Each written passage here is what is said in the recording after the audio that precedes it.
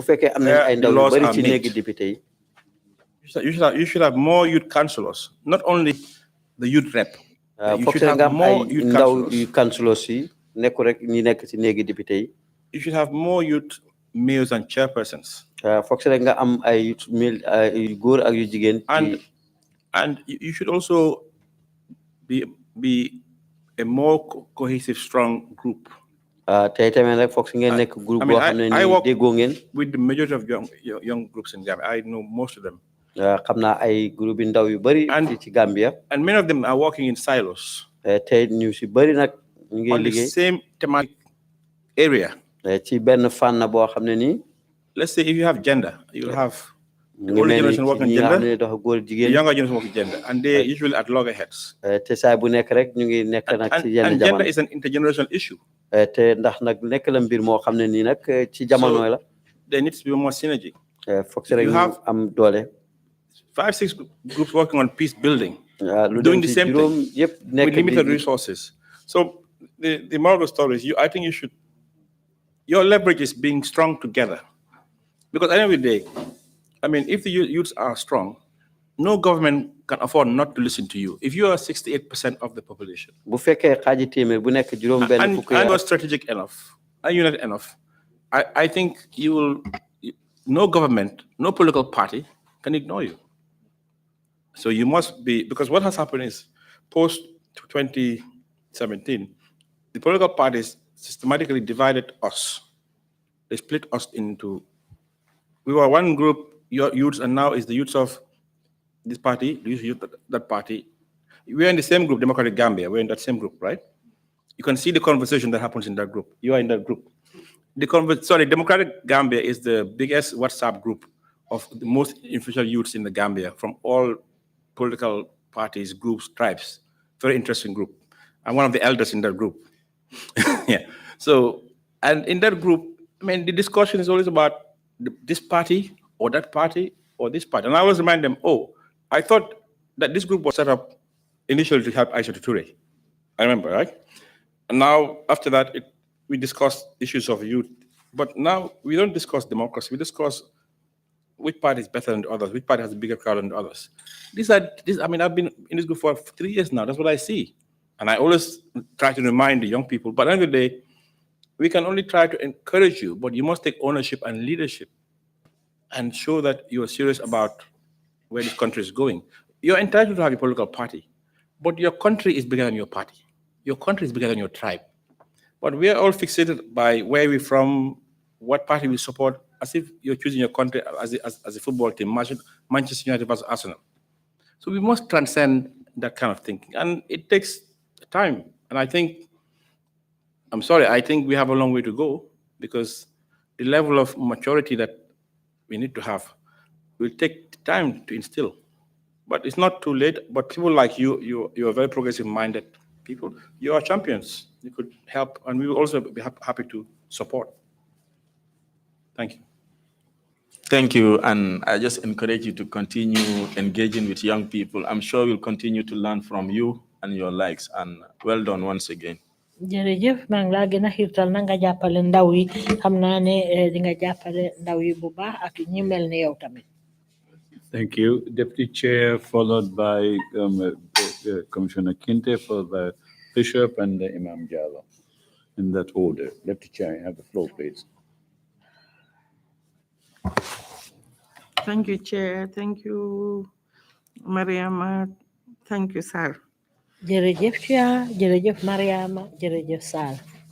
The last part of your, I cannot say testimony, but what really statement made me really emotional. Sa kàddu yu mujj yi nga xam ne moom nga fi gaaral nii dafa daw suma yaram. I was really moved by the efforts that the young people of this country made to bring about significant changes. Suma yaram dafa daw ci taxawaay bi nga xam ne ay ndaw booloo nañ seen bopp pour indi wecceeku bu am solo bii ci biir réew mi. And I hope that what they did then, they can still use and maintain to take this country to the level that we want it to reach. jamono jooju li ñeen booloo woon ba def ko wax naa mun nañoo sukkandiku waat ci loolu ba mun a yóbbu réew mi fa nga xam ne foofa lañ ko soxla. Now coming to the first part of your testimony, kàddu yi nga fi gaaral nag ca Nortega. You described in detail how lawyers were selective about the type of cases they took. wax nga fi lawyer yi ni nga xam ne noonu lañ doon tànnee façon case yi nga xam ne moom la ñoo war a mun a jël. How they scrutinized their communications to make sure that the language was in line with what the executive wanted to hear. ak ni nga xam ne noonu la ñoo segge tànn bu baax a baax baat yi nga xam ne moom la ñoo war a sukkandiku te njiit li moom muy baat yoo xam ne moom la bëgg a dégg. And I just wanted to ask, do lawyers practice self-censorship? I know journalists do, the media do, but seeing that I'm not very legal, I wanted to know whether legal people lawyers do practice self-censorship. That's the question. xam naa ne waytaskati xibaar de dañ ko dee def de waaye li ma bëgg a xam mooy ndax lawyer yi ñoomi tamit li ñoo def dañ ci dee seggaat seen boppa bu baax a baax. Thank you, Auntie Adelaide. jërëjëf Auntie Adelaide. That's a very good and apt question. laajte bu am solo la. I mean, yes, surely lawyers do practice self-censorship and do exercise self-restraint. lawyer yi dinañ dee jox nag seggatif ni nga xam ne noonu la ñooy doxalee seen liggéey. I mean, during the 22 years, lawyers many lawyers were very tactful. ma laa wax jamono ñaar fukki at ak ñaar nguur gi. In the way they communicated. lawyer yi nag dañ daan sell lool ci ni nga xam ne noonu lañ daan jokkooyee. For the fear of reprisals. ci njaxare notel googu nga xam ne mën naa am. And sometimes they would use flattering language. léegoo-léeg nag dañ dee jëfoo ay yeneen kàddu. If you look at some of the letters I even tended. soo gisee ci leetar yi ma bind sax de. When we're addressing Babili Mansa, how the wording is it's like a love story or a poem. soo gisee ni nga xam ne noonu lañ daan waxee ak Yaya Jammeh dafa mel ni rek ku koy bakk. Which is rather unfortunate. tey nga xam ne daal nekk na am mbetteel. Regrettable. ci lii. But it was that time when many people, including lawyers, were not bold enough to offend Yaya Jammeh in general. tey tamit mooy jamono bi nga xam ne ñun lawyer yi ñeme wu ñoon pour nag tapas Yaya Jammeh. Because ordinarily. loolu nag. lawyers. lawyer yi. and the journalists, the Fourth Estate. ak waytaskati xibaar yi. are two groups that should not self-censor. nekk na ñaari groupe yoo xam ne ni daal duñ daan segg ci seen bopp. These are two groups of professionals who should actually give the voice to the voiceless. ñi nga xam ne nii ñooy ñaari groupe yi nga xam ne ñooy jox kàddu ñi nga xam ne nii dañ ñàkk kàddu. But this is why the dictatorships, these are the first two groups that they attack. lii moo tax nag nguur ak jaay doole ñaari buntu yooyu la ñuy njëkk a song. And I trust and I hope we have learned from it. tey tamit am naa yaakaar ne daal jànge nañu ci. Even now, as my president, I do get sometimes people tell me, "Oh, you're too political." ba léegi sax nga xam ne nii man maay président yi mbootaay lawyer yi ba léegi dañ ma dee wax ne sometimes da nga xóot ci politique. Senior colleagues. léegi nag ay kilifa sax. I remember when the president unlawfully terminated Yakuba Jaite. maa ngi fàttaliku jamono bi nga xamee ni président bi dal dina dàq Yakuba Jaite ci loo xam ne dëpput ak yoon. And I wrote a letter. ma bind letter. Published. àggale ko. Stating that clearly that was unconstitutional. di wane nag ni mu gën a leer ne loolu daal dëpput ak yoon. The bar wasn't united behind me. kuréeli lawyer yi yëpp ñu ngi woon suma gannaaw. Some of them thought I was I'm political. ñenn ñi fooy ndax sax dama political. And this is my answer to them. lii moo doon suma tontu. I said, get used to it. ni miin nañ ko. Because law is political. ne loi moom dafa ànd ak politique. But I'm not partisan. nekkuma nag koo xam ne dama parparloo. Anything that affects the life of the population, the citizen. loo xam ne nag gàllankoor na nag dundini nit ñi fii dafa ànd ak politique. Economics is political. koom-koom gi dafa politique. So anything that touches the constitution or rights, loo xam ne dafa laal bunti loi bi ak yelleef yi as bar president, nga xam ne maa jiite mbootaay lawyer yi our position will be known. suñ taxawaay na dañ ko xam Whether people are happy about it or not, ndax nag nit ñi kontaan nañ wala déet that is a list of my considerations. lii nag moo nekk nag li nga xam ne bàyyee nañ ko xel As long as my conscience is clear. ndegem nag suma xalaat moom leer na And my only motivation is to speak truth to power. te su nga xam ne ni suma motivé moo nekkoon pour wax dëgg bi. Thank you very much. Thanks. Thank you, Commissioner Kinte. You have the floor, please. Thank you very much, Mr. Chairman. jërëjëf Chairman. Thank you, Salieu Taal, jërëjëf Salieu Taal. for your very, very brilliant and useful deliberations. kàddu yu am solo yi nga xam ne gaaral nga ko fii nii. It has always been nightmare for me, saa yu nekk daal daf daan nekk di tiitaange ci man. the achievement of this noble slogan, never again. ndax dinañ mun a am lii nga xam ne mooy suñ kàddu gi ñoo wax ne never again. Sometimes when we want to look at it and say which group or which issue or which strategy is most critical, léegi-léegi buñ ko seetloo na pour a wax ne ban mbootaay wala ban yoon la ñoo mun a jaar bu ci gën a am solo. we get mesmerized. dañoo xaw a jaxasoo. Why I think in my view, waaye man nag ci suma gis-gis. the most critical issues mbir mi nga xam ne moo ci gën a am solo. and the most critical mass ak leneen li nga xam ne mbooloo la bu gën a am solo. it's not been actually diagnosed and appreciated. feeñal luñ ko nag lool para ñu nangu ko. The colonial power ñi nga xam ne mooy woon nguuri tubaab ya. who control our everything, including our minds, nga xam ne ñoom lépp luñ daan doxee suñ xel mi sax ñoom ñoo ci tegoon seen loxo.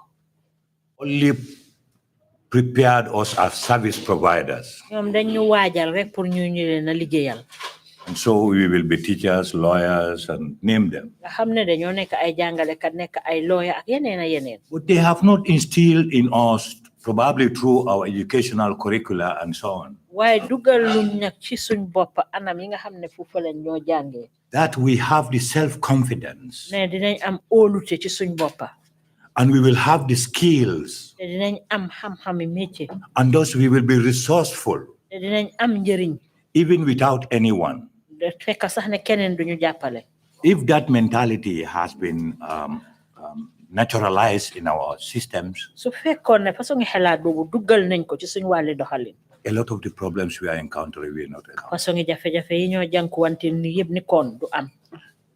And in most common than not, te ni mu gën a farloo nag. we focus on opportunities dañ dee bugg a sukkandiku rek ci loo xam ne suñu bugga la. and not the realities. te duñ dee seet li nga xam ne mooy dëgg bi.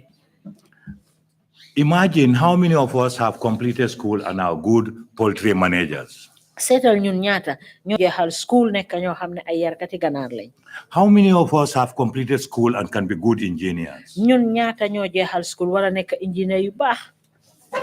Now, if we are lacking all that, su fekkee ne lii yëpp ñàkk nañ ko. the paraphernalia we need will be absent. li nga xam ne loolu lañ soxla na pour jëfee ko duñ ko am. And then we are still ambitious. te benn tey tamit ñu ngi am xalaat bu sori. Where are we? bon fuñ jëm. When we don't have the tools and the means, su fekkoon ne amuñ jumtuwaay ak man-man bi. but we have the desires and the ambition, waaye nag suñ xalaat ak suñ bugga am nañ ko. it becomes confrontation, bon nag dina doon loo xam ne kàddu yu jaamaarloo laa doon. resulting from frustration. loolu lépp li ko waral mooy jaaxle ak jaxasoo boo xam ne. So like if we have to achieve this, never again. mel ni lii ñu binda nii ne never again bu mu fi amati mukk. The most critical mass is the youngster, the child, mbooloo mi gën a am solo nag mooy gune gi. and the early youth, ak ndaw yi. not the later one. waxuñ mag yi de.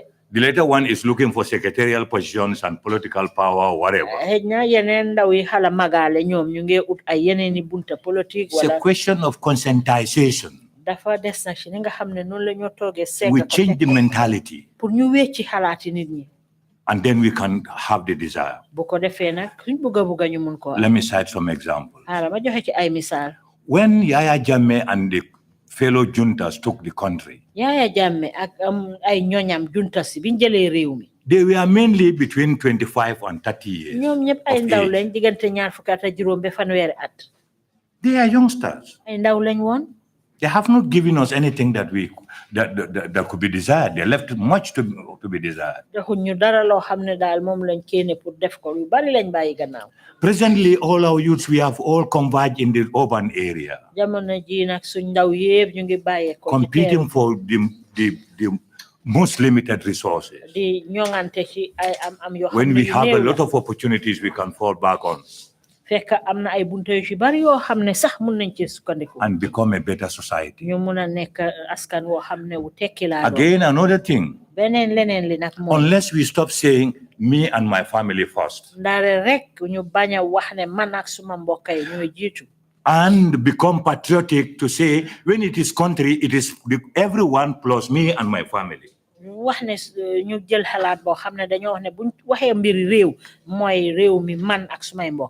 we nurture and establish such mentality, we will find it very difficult to go anywhere. I thank you very much for what you have endeavored and the whole team. Of course, at this time, I wouldn't want you to take all the credit. We have seen the elderly who had endeavored and negotiated, mediated during the impasse and all about it. So it was a collective credit and a collective merit. But it is a collective responsibility also to maintain it and ensure sustainability for posterity. I would want you to make any comments relating to this, but I'm happy that you said it is we the people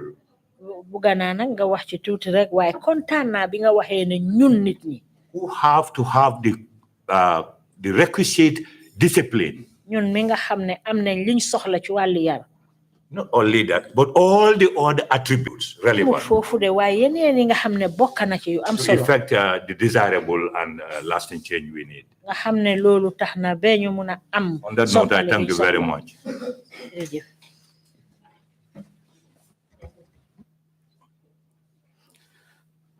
Wow, I don't know where to start.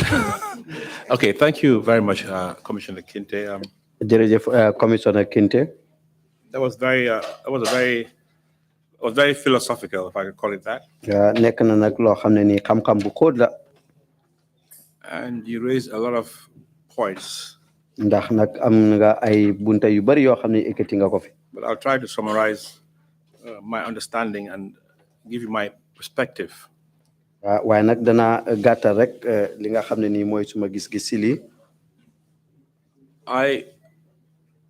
I don't like to subscribe to the narrative of the colonial masters have their influence. The language I'm speaking to you, alien or colonial. So is the Quran that you read in Arabic. And I think the narrative I think that is important is we cannot change the past. We had our glory days, and then subsequently we were colonized by different imperial forces. And even now it's now Chinese, Turkish, and you know. What does that tell you about us? We're always looking for the other. We don't look inwards. Because when we were growing up, if you remember, when you come on time, you hear Kitubabla. They say this one is a white one. Everything that's good and virtuous. When you're When you're truthful, soo nekkee ku yomb dëgg ñu ne tubaab nga. All the good things we gave to tubaab. lépp luñ joxe lu baax rek tubaab. And if you go back to our cosaan, where Africa, where we used to be, soo delluwaatee si suñu aada. This is the bedrock of value and culture. nekk na nag loo xam ne ñu ngi ko The first human being is from here. te njëlbeen nit ci doomu aadama daal. Where did we go wrong? fan lañ juumee. That anthropologist can answer. loolu nag borom xam-xam rek ko My limited knowledge. ci suma xam-xam bu ndaw. I think the solution starts from the home. lii nag yareef bi mu ngi dooree ca kër ga. There's no university. amuñ university. No school. amuñ school. That can make you an honest man. boo xam ne ni dana la def nga nekk ni ku jub. It's family values. Is where you get your schooling, where it is built and nurtured. xawaayi kër ga nag mooy fa nga mën a amee sa yareef. Whatever values I have today. ak tamit nag lépp loo xam ne ni yareef bu ma am tey. The values my parents gave me. mooy li nga xam ne loolu la ma sumay waajur jox. Those values are unshakable. Wherever I go, I carry them with me. I can add on top of it, but I don't reduce it. loolu nag nekk na loo xam ne du ma ko war a wàññi kanaa ma teg si dara. We have an education system that's broken. am nañ nag bunti njàng boo xam ne ni daal dafa yàqu. Back in the days, you have a strong family support system, strong value system, not only family but community. That reinforce. If you're a young child, you dare not walk in the street and hold a cigarette. si time boobu boo nekkee xale bu ne woo génn si benn galani Any cigarette. parent will see a child and stop you and actually reprimand you. waajur bu ne rek mën na laa gis rek daal di la. If it's time to go to Dara or school in Banjul and you're roaming in the street. su fekkee jamonoy dara. I remember as a kid, I was riding my bicycle and MC Cham saw me. And boobu maa ngi stopped and dawal said, "Where you MC going?" Cham And gis told ma. me to go home. ci la ma wax ne ma dama ñibbi. I mean, that's how we grew up. noonu You lañ were màggee. everybody's child. Everybody's child's business was the communities. waaw nga xam ne ni xale bu nekk rek ñëpp moo ci am aajo. We have outsourced the upbringing of our children to the schools. waaw léegi nag ñun daanaka daal suñu yareef yëpp ñu ngi ko wéer The ci quality of school yi. teachers we have today are different from the quality we had in yesteryears. ci jàngalekat yi ñu amoon jamono ak léegi dafa educators, uute. they were teachers. ñoom nag ñooñu borom xam ñuy So- dugal xam-xam lañ duñ jàngalekat. This problem is to fix it will take generations. lii nag pour saafara ko dana It jël will ay at surely yu bari. start from waaye nag dana commencé the nag home. ci kër gi. Each family njaboot bu should nekk take the rek responsibility of instilling values. foog Today, ci nga dugal yareef. If you are a young woman bu fekkee tey nag. or young man, you come home, ndaw you nga bring a car that you can afford, nga indi oto boo xam and ne your ni parent mënoo koo doesn't ask jënd you where you got this car, te sa waajur yi laajuñ la foo jëlee oto boobu. or you go out till 5 in the morning, no one cares. wala nga génn ba bor set kenn faalewut I mean, waxu dara. when we were growing up, it was not like that. time biñ doon gi But now it's like demutoon the noonu. parents have, some parents at least, have abdicated their responsibility to some extent. waaye nag am na Now waajur we yoo have xam ne the ba léegi wàcc nañ social seen media place. and internet, which is what is training our children, social media bi. and our values are being diluted. And I'm not sure whether the boss hasn't already gone, but I think each individual has to make as much effort as possible at your family level to give your children certain values. So wherever they go in the world, I mean, I live abroad most of my life, but there's certain things that I will never do. ñu def yareef ndax moom day. Because when I do something, I not only it's not only about me, it's about I'm offending my family's name. It means something to me. man su ma defee dara And du what it suma bopp represents. rek waaye suma And I'm njaboot. sure many Gambians are in the same position. And so it's different now. When we were growing up, you wanted to be like Lamin Sise because he's a smart, educated man. Today, you want to be like Mr. Y because he has a story building or has a big car. So it has all changed. And really, it's now the materialism that determine success. I go to university and I'm talking to young aspiring lawyers. Why do you want to be a lawyer? Oh, I want to have a nice house. I want to have a nice car. Typical. And to be honest with you, a lot of young people choose professions based on what they can get materially. That is the norm. Before, there was value in being smart and being educated, being well-read. It had value. Now, if somebody speaks bad English, you correct them, they tell you, oh, you're an elite. This language is alien to us. That's what it is. So you have journalists writing bad English every day in the papers. You have, you listen to the news. press releases you can pick up every day. So mediocrity is normal, and people who stand against it are elite. So being excellent is elite, and mediocrity is normal.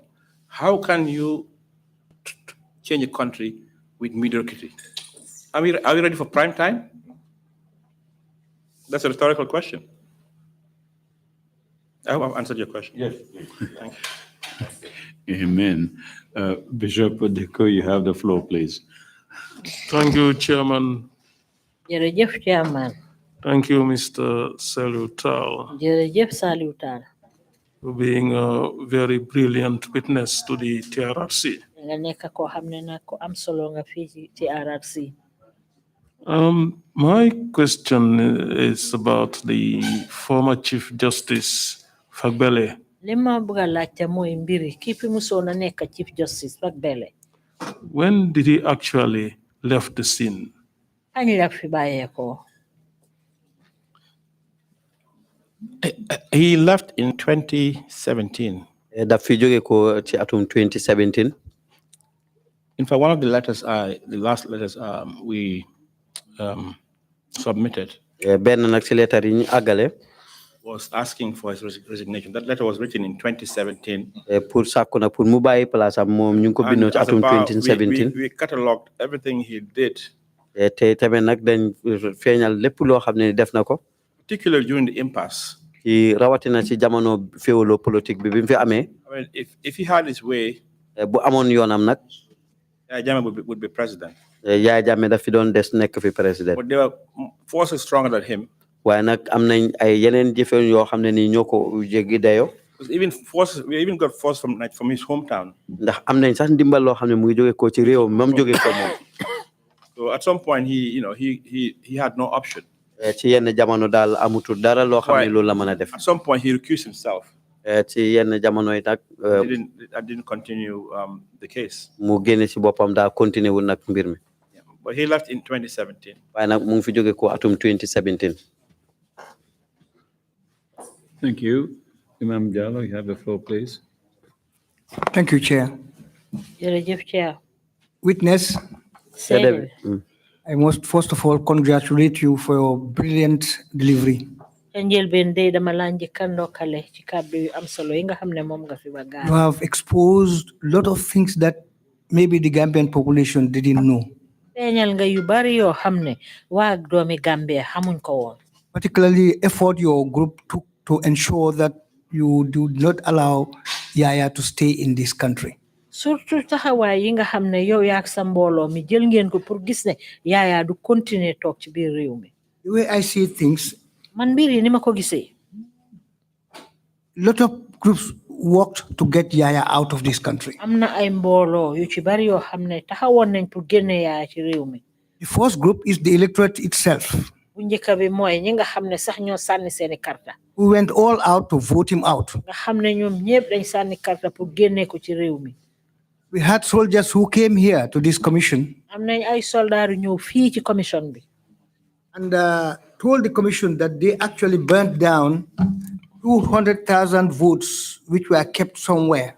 ñoo xam ne sax wax nañ commission bi ne dañ lakka ay karta yoo xam ne ñaar téeméeri junne karta lañ yoo xam dañ ko jëloon lakka ko béréb. But the work of the bar waaye liggéey bi nga xam ne moom la lawyer yi def.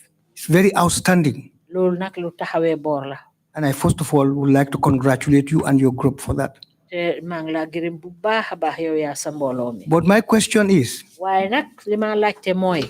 putting all this into context, suñ boolee lii yépp nag. realizing that we have now got Yaya out of this country. te gis nañ nag ne fi mu nekk nag fexe nañ ba génnee Yaya ci biir réew mi. We are the creation of all these political parties in this country. li nga xam ne moom lañ sos parti politique yu bari yépp ci biir réew mi. How would this affect our cohesiveness, which earned us the opportunity to kick Yaya out? loolu naka la ñoo mën a dimbale taxawaay bi nga xam ne moom lañ jël pour daxa Yaya fii. I want your reaction to this. dama bëgg nga wax fi sa xalaat ci loolu. I feel like I'm being cross-examined. mu ngi mel ni dañ ma nekk rek di laajte. But I must say, excellent question. danaa ne nag laajte bu am solo la. First of all, I always say that, like Commissioner Kinte said, our group was a catalyst. Comme ni Commissioner Kinte waxee rek ne suñ groupe bi nag royuwaay la. That was able to galvanize Gambians to come together, particularly the youth. boo xam ne na dana mën a dajale ndaw yi yëpp Gambie rawatina ndaw ñi. It was just, it happened that it passed through us. Dafa xew rek ne dafa jaaree ci ñun. But it is a victory for all the Gambians, particularly the youth. So I think if we're going to congratulate, we should congratulate everyone that really played their part, because nag dañ war a ndokkale ñëpp ñi nga xam ne ñoo si dugal seen bopp. Because I remember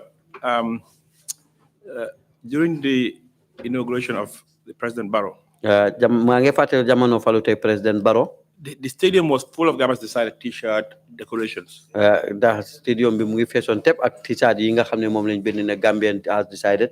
And we had nothing to do with it. Te amuñ dara lu ñu war a defee loolu. We just found it there. Foofu lañ ko fekk rek. That showed you that it took a life of its own, and Gambians made it work, and Gambians own it. Nekk na mbir moo xam ne Gambien ñu moo ko moomale woon seen bopp. And that was what we wanted. Loolu lañ bëggoon.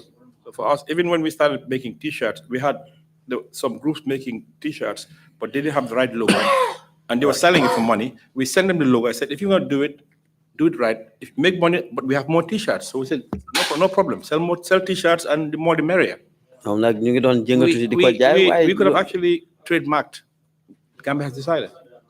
We decided no, this belongs to Gambia, because we know how to do that. We could have monetized it, but we said this belongs to Gambia, and it's Gambia's efforts that made it successful. And for me, that's what I believe.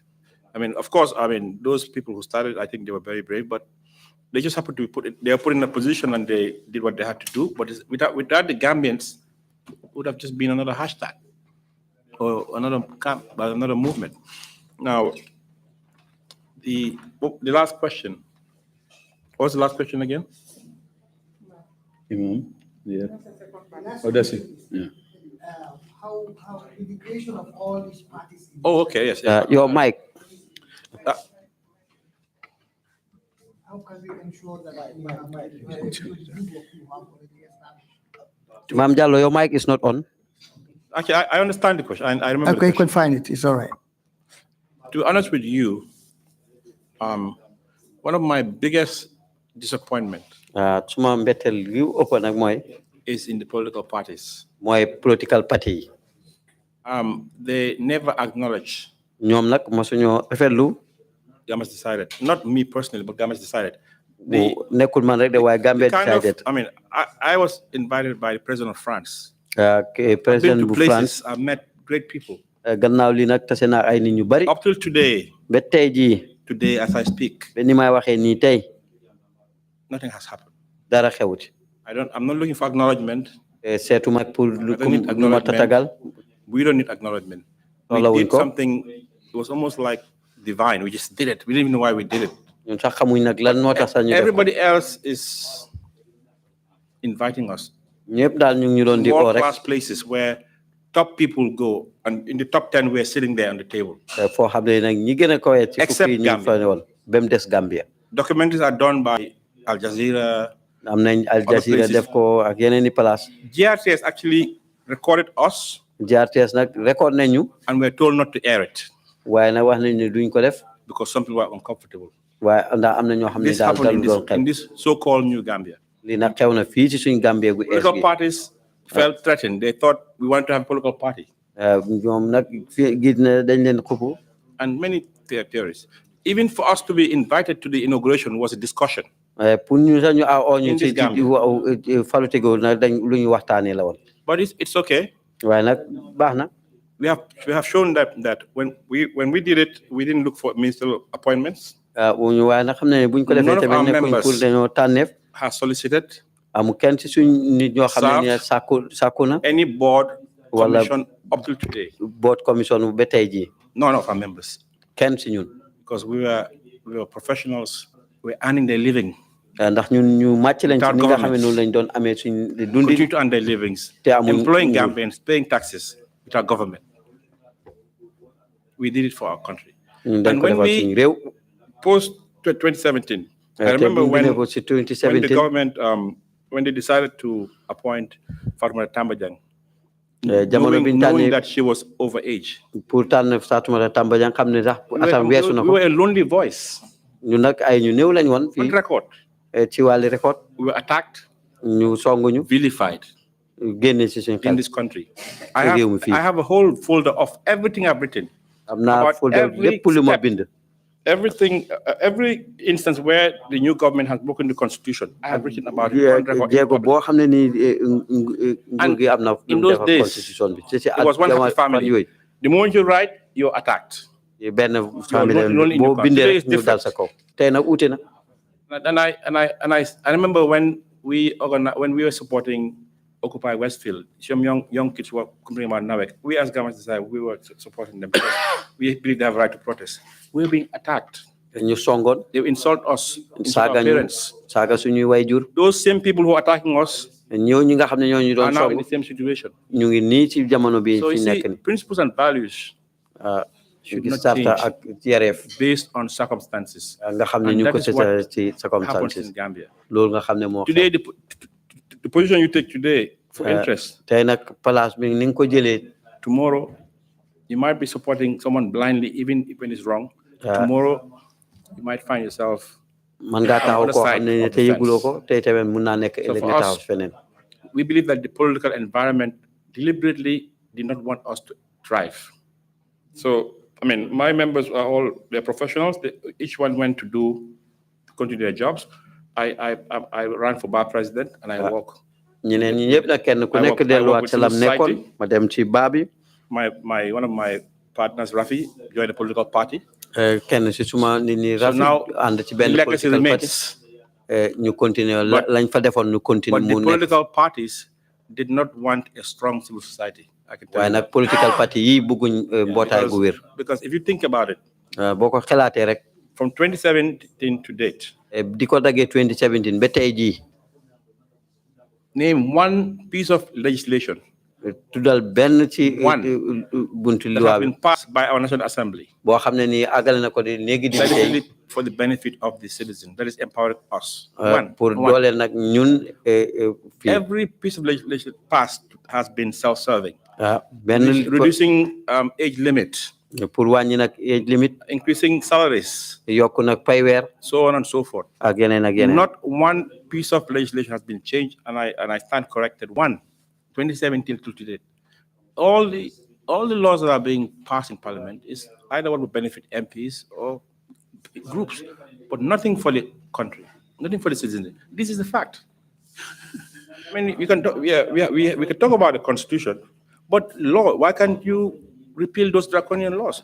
Those draconian laws, as we speak today, are being used and charged. The Gambians are being charged with those draconian laws as we speak today. ba tey jii nag. We speak today. benn ñoo waxee nii mu ngi wax ne loi yooyu noonu ba léegi ñu ngi cee dox. What has changed really? The only thing that has changed is no one is getting killed. li wecceeku rek mooy kenn reyetuñ ko. And we will not allow anyone to take advantage of us. So our freedom of expression kenn du is not jël given to us by anybody. teg tànkam ci suñ because we sago si wax. refuse to allow anybody to muzzle our voice again. duñ So nangu nobody give it to kenn daal di us. ñu tënk nag si suñuy kàddu. I hope the one exception in the laws is the passing of the TRRC Act, 2017. And in that also, I hope they consulted the Bar Association, because you are mentioned in Section 6 of the Act to be consulted among other entities by the President in the appointment, the establishment and appointment of the TRRC. I hope that is the case. No, okay. What I mean is, of course, the CRC Act was done to create a constitution. The TRRC Act as well. I mean, in terms of changing our laws. I mean, there was a roadmap. The roadmap was to have a new constitution and have transitional justice. For TJ justice, you have the TRRC. For the constitution, you have the CRC. Those were, frameworks created. But there are laws there, individual laws, many laws. No one has touched them. Yeah. That's what I mean. Oh, thank you. For the record. Thank you. Oh, sorry, Imam Jallo, you have a You still supplementary not touched question? on my point on the creation of all these multi-parties in this country. How will that affect our situation? daf lay waxuloo si li ma la laajee ci mbiri parti yu bari yi nga xam ne ñu ngi ko sos ci biir réew mi. I mean, we live in a multi-party democracy. ci démocratie bi ñuy dox mooy démocratie bu And in yaatal a ay multi-party parti democracy, yu bari. any group of people that meet the requirement te can form tamit a political party. loolu mooy parti bu ko ñu mën a ànd rek am parti rek mën nañoo sos seen I parti don't think bopp. it is healthy for a democracy. yaakaar naa nag du loo xam ne wér all na these pour political suñ parties. démocratie pour waaye Honest. political party yëpp. But democracy is messy. waaye démocratie nag If nekk the na law loo xam allows ne people to have political parties, the moment you start questioning the right for someone to have a party, you bu are being fekkee yaa ngi laajte undemocratic. rek di seet lan moo tax nit am parti rek kon boobaa génn nga that is a démocratie. byproduct of democracy. I don't Okay. think we need more than 4 parties in a small country. waa mënatuñoo How many do we have now? I waruñoo think we have what? And more will come. And it dilutes. yeneen na ngay ñëw. It causes a lot of problems, but it comes with the terrain. waaye nag noonu la demee. Thank you. Imam C, you have the floor, please. Mr. Salieu ñu ngi lay gën a gërëm rek. Mr. Salieu, we are thanking you, ñu lay gën a sant itam ci leeral bi. appreciating you for the clarification. li ma lay gën a yokkal rek mooy leeta bi nga bindoon noonu. What I'm just inspiring that the letter you wrote, sa xarit boobu Nigeria ba mu àggale ko ci président bi. that you sent to the Nigeria until he reached to the president, loolu def nga fa xalaat bu rafet. you have done something very good. laabal nga sa biir foofu ci sa kam-kam. You have inspired yourself there through your knowledge. loolu jihad bu mag la. So it's a big jihad. ak meeting yi ngeen def noonu. And all the meetings that you held. yooyu su ngeen ci ñàkkoon seen bakkan sax ajana ngeen ay dem. Even you lost your life there, you will go to heaven. ak liggéey yi ay t-shirt yi ngeen doon tasaaree yëpp. And all those t-shirts that you are distributing. yooyu liggéey bu rafet ngeen fa def. Was a very good job. bi nga xamante ne jihad bu mag la. And it's a very big jihad. ñu ngi leen ciy sant. We are appreciating you. di leen ci gërëm itam. Thanking you for that. parce que loolu xel bu mag moo ko mën. And that is only matured. xam nañ ne daal lawyer yi am nañ doole ci réew daal. I know that the lawyers have power in any democratic country. nguur gi na leen gën a yokkal nag seen doole jàppale leen. That's the good capacity you also. parce que lii su doon seen buntu. And if all this was not your efforts. waxuma ne du gaaw a am waaye dina doon yéex. I'm not saying that it will not happen, but it will take a long time. ñu leen cee gërëm bu baax. We are thanking you very much. Jërëjëf, Commissioner. Imam, thank you. Thank you very much, indeed. Mr. Taal, if you have any remarks to conclude your brilliant testimony, you may please proceed to make them now. Taal bu dee am nga yan kàddu nag yow bugg a teg ci sa kàddu yu am solo yi mun nga ko.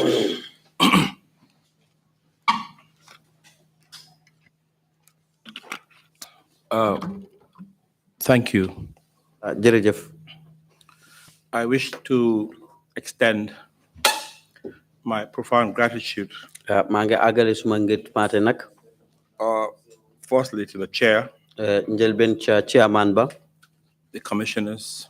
Kilifa yi seq pencum commission bi. The entire TRRC family. Ak mboolem ñu yëngatu na ci pencum TRRC mi. Including the faceless support staff. Ñi nga xam ne ni ñooy taxaw ci liggéey bi.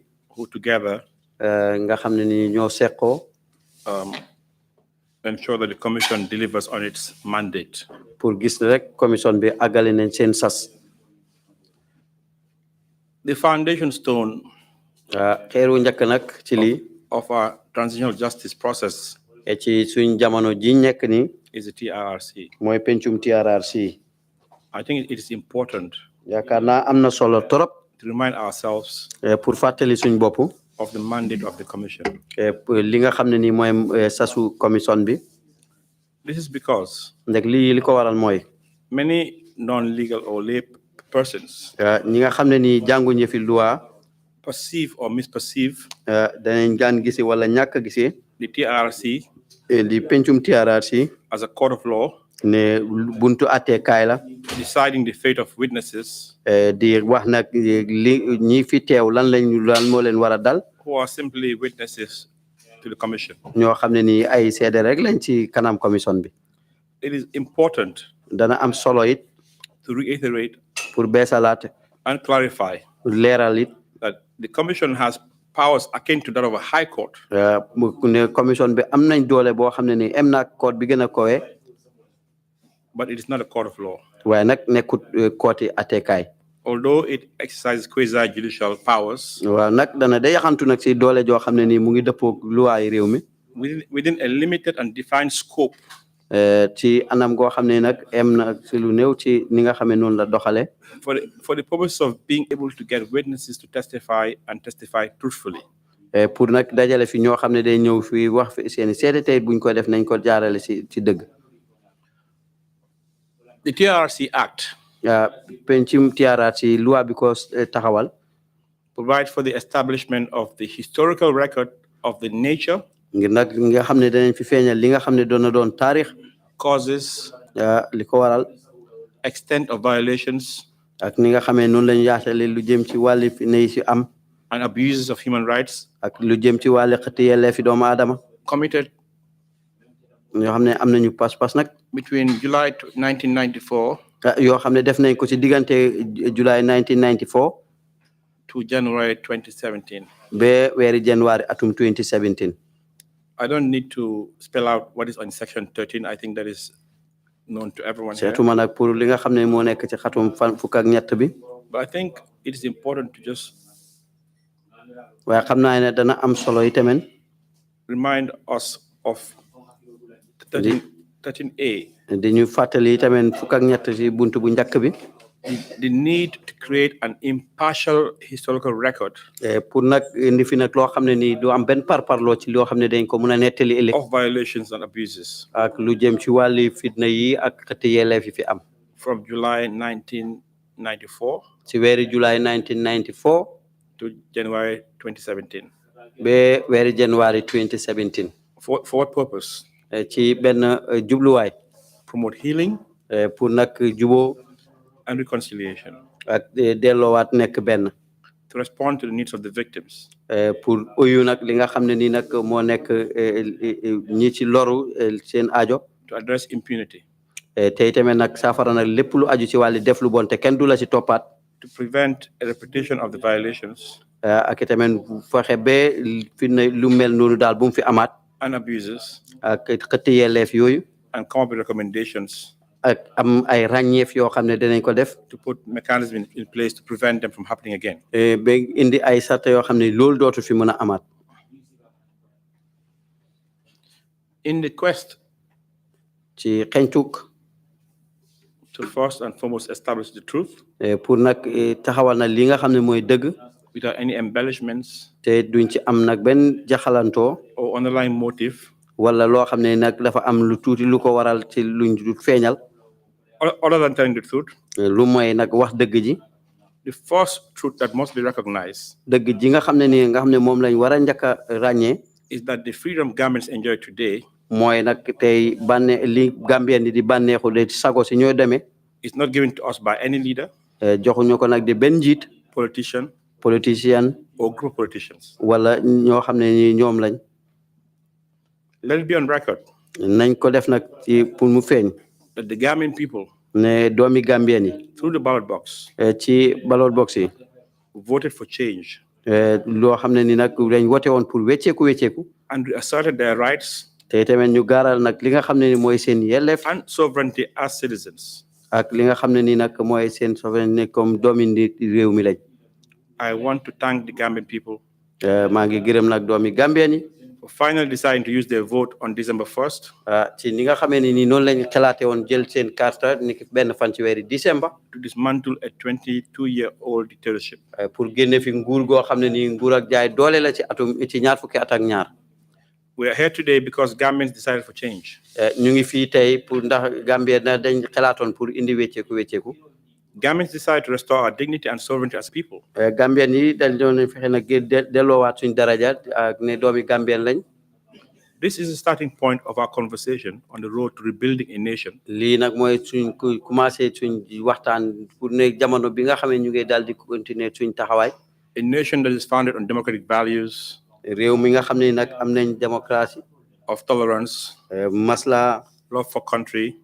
Cofeel pour sa réew. Respect for the rule of law. Ciral nag topp loi. And justice. Ak dëgg ak àtte. As we turn to a new page. Jamono bi nga xamee nag ñu ngi ci beneen fànn bu ees. And revisit the past. ñu tey tamit di bàyyi xel li ñu jox gannaaw. Let us learn from our dark history. Nañu jànge nag ci suñ jamono bu lëndëm bi ñu jox gannaaw. And I said dark, I mean the 22 years. Li ma min foofu rek mooy ñaar fukki at ak ñaar ci gannaaw. Of the Jammeh era. Di nguuri Jammeh. And ensure that. Te gis na itamit ne. That slogan never again on that wall. Bàkk wi nga xam ne ni mooy never again mooy bu mu amaat fii. It's not merely a slogan. Nekkul aw bàkku rek de. We must move beyond the rhetoric. Foog si rek ñu dox ci lu weesu suñ njott. To move beyond the rhetoric and hashtags. Pour dox nag lu weesu suñ njott ci loolu. We must, with sincerity. Foog si rek ñu tuux. Genuinely heal as a people. Tey tamit ñu góore rek juboo comme ne ay doomu aadama lañ. Build a cohesive nation. Dal di wéral fii nag réew moo xam ne nii. That creates a space. Boo xam ne nii yaatal na suñ bopp. For all its diverse people. Ci nit ñi nga xam ne ñoo fi nekk. From our different faiths. Ci suñ diine yu bokkut. Culture. Cultures. Aada. Ethno-linguistic groups. Ki tamit nag lu jëm ci mbootaay yi nga xam ne ñu ngi see dox. Age. At yi. Gender. Diggante góor ak jigéen. And geographic location. Ak nekkin bi. We must. Foog si rek de. Eliminate. ñu génnee fi. All the binaries that creates a narrative of one against another. Lépp loo xam ne ni daal dafay dingatante ci ñunu neen. A narrative that polarizes us. Loo xam ne ni danañu xejamal suñ nekkin. And uses us as political pawns or instruments. Mu jëfoo ñu dal di ñu jëfoo ne ay jumtuwaay politique. This is what Jammeh did to us as a people. Lii la ñu Jammeh def ni ne ay nit lañ. And we must ensure that we collectively resist any system that purports to divide us as a people. Tey tamit foog si rek ñu dingat lépp loo xam ne daal def nañ ko loo xam ne danañu féewale. Without justice. Ci dëdduteeg loi dëgg. And accountability. Ak jub. We will not heal as a nation. Duñ mos a juboo ne nekk benn réew lañ. Without healing. Tey bu fekkee ne juboowuñ. We will not enjoy an enduring peace. Duñ fi bànneexu te tamit duñ bànneexoo jàmm. For this reason, amongst others. Ci yooyu ak yeneen yi ni mel. It is important that at the end of the TRRC process. Ci njeexteel pencum TRRC mi. Those found to bear the greatest responsibility for causing serious human rights violations. Ñi nga xam ne ni ñoo fi def lu aju ci wàllu xëti yellee fi doomu aadama. Must be brought to book. Foog si rek ñu àtte leen. And preferably in the Gambia. Tey tamit daal liñ ci gën a namm mooy fii ci réewi Gambia. Without preempting the finding of the commission. Tey nga xam ne ni duñ mën a seetantal rek li nga xam ne mooy li TRRC bi gëstu. I urge the government. Maa ngi sàkku rek ci nguur gi. Particularly the president of the republic. Rawatina na président bu république bi. To ensure that. Mu gis ne. The final recommendation of the TRRC. Li nga xam ne moom la ñu mujjee ci ràññeef ci pencum TRRC. Is implemented to the letter. Dal dinañu ko doxal ni mu waree. This is the least Gambians expect. Lii nag loolu la Gambien yi séntu ci lim gën a tuuti. The victims are crying for justice. Ñi nga xam ne ñoo ci loru ñu ngi jooy pour ñu jaarale leen ci dëgg. And it is important that we have closure to forge ahead as a people. Tey tamit am na solo lool ne dañu ngi jege ci jamono boo xam ne ni dinañ nekkaat benn. As Gambians. Ne ay doomi Gambien lañ. We have learned that brutality and wickedness is not alien to us. Gis nañ ne daal toroxante nekk na mbir moo xam ne ni lu gan la ci ñun. As proven by the gruesome testimonies we all heard. Te ñaawteef yi nga xam ne nii dal dinañ ko fi wax ci ñenn ñi nga xam ne ñoo fi seede. The inhumane and indignity meted out on many victims was made possible. Ci ñàkk doomu aadama yaa gi nga xam ne nii méttital nañ ko ñenn nit ñi. Because many of our brothers and sisters. Ndax ñu bari nag di ay suñuy rakk yu góor yu jigéen. Made it possible. Dal dinañu waral. Enabled it. Dimbale. Wittingly or unwittingly. Ci fii wala ci nii wala ci nële rek. The enablers. Ñi nga xam ne nii ñoo doon jàppale. Include all of us. Bokk na ci di ñun ñëpp. From the citizens. Di ñi dëkkee ci réew mi. including my humble self, bokk na ci di man ci suma bopp who remained quiet for a good part of 23 years ñoo xam ne nii toog nañ noppi rek lu dem ci diirab ñaar fukki at ak in the dara face of systemic human rights violations. ci wàlli li nga xam ne nii mu ngi jëm ci xëtti yelleefi doomu aadama To the security personnel ci ñi nga xam ne ñoo yëngu ci wàlli kaaraange who are supposed to defend us, ñoo xam ne ñoom ñoo ñu waroon a dal di taxaw but became instruments of oppression. waaye nag mujjee na nekk ay jumtuwaay yu méttital To our elected National Assembly members ci nekk nag tànneef ci néegi député yi who allowed the constitution to be changed over 50 times to entrench the dictatorship. nga xam ne ni nangu nañ nag luwaay réew mi ñu wecci ko ay yooni yoon pour maye nag nguur ak jaay doole To our learned attorney generals tu suñ ay attorney général ci who crafted laws to repress our fundamental rights ñi nga xam ne nii ñoo fi jagaloon ay loi yoo xam ne ni danañ yokkal suñ noteel ak suñ sago and use the laws to prosecute us ak jëfoo loi bi nag pour toroxal ñu at the pleasure of Babali Mansa. ngir rek bégal Babili Mansa To our judges, ci suñ attekat yi mercenary foreign judges, rawatina attekat yi nga xam ne nii dañ leen fay rek ñuy def lu leen neex and some homegrown ones ak ñi nga xam ne nii fii lañ màggee who ceded their independence to State House ñi nga xam ne ni nag dal di woon jël seen sago rek dénk ko independent State House and helped Jammeh imprison his opponents or anyone who dared oppose him. te di dimbal Jammeh nag pour mu def na lu ko neex ci ñi nga xam ne ñoo ko dingat To our vice president ci suñ vice président who stood by Jammeh, koo xam ne mu ngi taxaw ci pegg Jammeh rek constantly nodding her head in support, saay bu nekk rek di yëngat boppam bi rek ne ànd na ci lu mu wax unconscionably. te ñaare sax du nekk ci xelam To our cabinet ministers suñ ministre yi who cheered him on for 22 years ñoo xam ne nii nekk nañ fi ci ñaar fukki at ak ñaar and crafted policies that fed a dictatorship. te tamit di doxal sarta yoo xam ne nii dafay dundal nguuru jaay doole To our religious leaders si suñ njiiti aada diine yi who prayed for Jammeh to stay in power forever di ko ñaanal ne Yaya Jammeh na fi nekk ba faw and did not speak truth to power.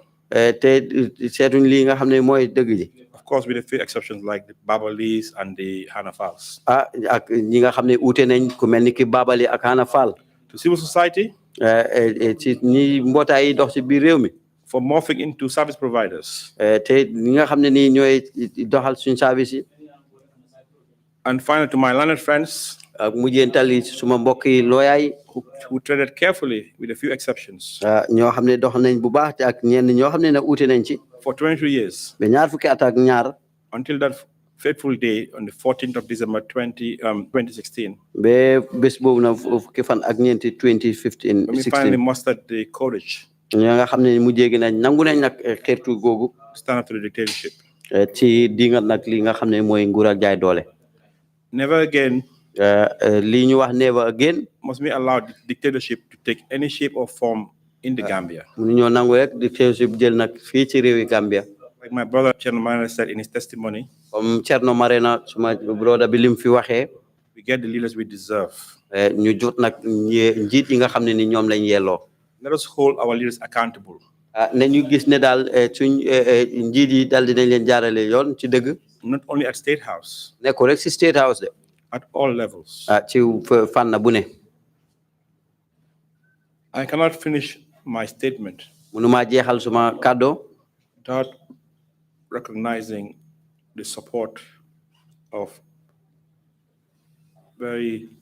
people who really played a huge part, te ràññeewu ma nag ndimbali ñi nga xam ne ni dañ ci def seen wàll wu yaatu but not known to Gambians, waaye nag xamuñ ko nag di Gambien in the restoration of our democracy. pour delloowaat suñ démocratie I would start with Minister Babashola Fashola, dinaa commencé si ministre Baba Fashola former Lagos governor, now Minister of Works. moom nekkoon na Lagos governor léegi mooy nekk ministre bi saytu wàlli liggéey ba ca réewi Nigeria A dear brother who mentored me, supported me, and gave me access to the corridors of power in Nigeria. koo xam ne ni dimbale na ma jokkale ma ak ñi nga xam ne ñoo nekk ca nguur ga sa réewi Nigeria My brother and senior, Barrister Femi Falana, San. suma beneen mbokk broda Felina Falana Femi Falana, for his indefatigable advocacy in the sub-region, ci ni nga xam ne daal noonu la doxale nag ci suñ tund wi amplifying our voices nga xam ne nag yaatal na suñuy kàddu in both the local and international media. ci réew mi ak ci buntu ci réew ci àdduna bi yëpp ci buntu taseekaay xibaar yi Landre Suraj, and Joyce Rice Executive Director for Serap and HEDA, nga xam ne ni mooy jiite ba fi mu tudd noonu for the solidarity and support. ci ndimbal gi nga xam ne ni def na ko. To the Pan-African Lawyers Union, PALU, ak tamit nag ñii di mbootaay looyaay ci diwaani Afrique for the intense lobbying ci ni nga xam ne daal noonu lañ doon xëccee ci AU and for their support ak si seen ndimbal and constant solidarity. ak si seen wàlli taxaw. And special thanks to my sister, ak tamit nag suma sister suma jigéen Fatou Diagne Senghor and Aisha Dabo. ak Aisha Dabo. These two women ñaari jigéen yi are extraordinary. jéggi nañ. I came from a background of corporate law, and my clientele are usually big businesses. ci li nga xam ne moo aju ci liggéeyam. I found myself into activism. ma dugal suma bopp nag ci wàlli and they gave me a crash course. tey tamit nag daal dinañ ma dimbale tamit. Expose me. génn siwal ma. Use their contacts. jëfoo seen jokkoo. I happily stayed in the background. tey tamit ñu taxaw ci gannaaw. While trusting me in the limelight. tey tamit nag def jox ma ak kóolute ci kanam. I cannot thank them enough. mënuma leen a gërëm. And I'm just one of many Gambians that they've been supporting over the years. I'm sure bokk naa nag ci Gambien yu bari yi nga xam ne ñoom dimbale nañ leen. These are Gambians that the president deserves to decorate. ñi nag ñooy Gambien yi nga xam ne ni président bi war na leen a tatagal. And I would like to thank my family. maa ngi gërëm suma njaboot gi. My parents, my late parents. ak suma waajur yi jiitu. My siblings. suma rakk yeeg. And especially my wife. rawatina nag suma soxna. Who has been a pillar of support for me. xam ne nag ponk la woon ci ndimbal. And is a very courageous woman. te nekk na nag koo xam ne ni nag jigéen ju xirtu la. Never for one told me to stop. te mosut ma tayalloo. And I would like to thank all the listeners. maa ngi gërëm ñiy déglu yëpp. And I would enjoin the Gambian people. maa ngi xirtal nag Gambien yi. To remember. ñu fàttaleku. We have more in common as a people. am nañ lépp loo xam ne ni mooy ñu boole woo. Whilst we are entitled to support our different political parties. naam sax de daal dinañu am na yelleef pour kenn ku ne fu la neex nga far ci politique. Let us respect each other. nañ cëral suñ bopp. We have an election coming. ci wote bi dégmal si. Let us watch our language. nañu bàyyi xel suñ làkk suñ wax ji. Let us be guarded. nañu am lu ñu teete. The country. Without peace, you cannot enjoy democracy. réew moo xam ne ni amul jàmm mënuloo see bànneexu ci démocratie. Only one person will be president. kenn rek moo mën a nekk président nag. So let us conduct ourselves with decorum and respect. nañu doxal suñ bopp na ci cër ak yar. Leader. ci njiit. In peace. ci jàmm. And revert back to the harmony. ñu delluwaat ci jàmm dëkkin bu neex. As Gambian. ne ay doomi Gambien lañ. Thank you very much. jërë ngeen jëf. Thank you very much indeed, Mr. Salieu Taal. jërëjëf Mr. Salieu Taal.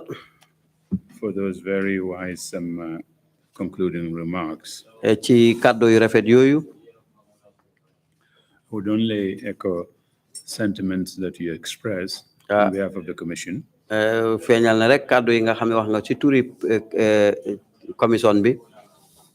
The right that we exercised in December 2016 to change the Gambia. yelleef boobu nga xam ne moom lañ doxee rek pour indi wecceeku ci 2016 fii ci réewi Gambia. must not. mënuta war a nekk. And I believe shall not be squandered. tey tamit duut loo xam ne ni dañ koy sànni noonu. The TRRC. pencum TRRC. In the fulfillment of its mandate. pour nag mottali li nga xam ne ni mooy seen sas. will contribute its share. danañu dal di yaatal nag seen dollal. in the endeavor to bring about that change. pour nag indi wecceeku boobu noonu. I thank you enormously for your contribution for this almost 2 days now. kontaan naa di gërëm naa la bu baax ci sa teewaay ci diiri ñaari fan tey. and for your testimony as a whole. Thank you so much. sa seede fii ci jotaay bi. This will bring us to the end of our proceedings for today. We will resume tomorrow morning at 10 o'clock sharp. In the meantime, the Reparations Committee would have a brief meeting at 3:30 in the conference room upstairs. Meeting is adjourned. Thank you all very much indeed.